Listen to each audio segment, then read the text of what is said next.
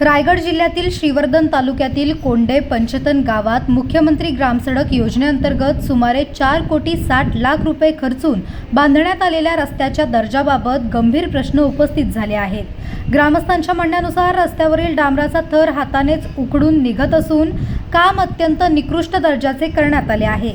स्थानिकांनी आरोप केला आहे की रस्त्यावरील धूळ आणि माती न काढता थेट डांबर टाकण्यात आले, त्यामुळे डांबराचा थर टिकला नसून अनेक ठिकाणी खाली लाल माती दिसून येत आहे।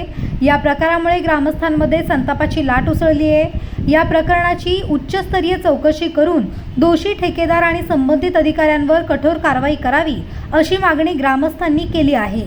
आता या कोट्यावधींच्या रस्त्याच्या कामावर प्रशासन काय भूमिका घेते याकडे सर्वांचेच लक्ष लागले आहे।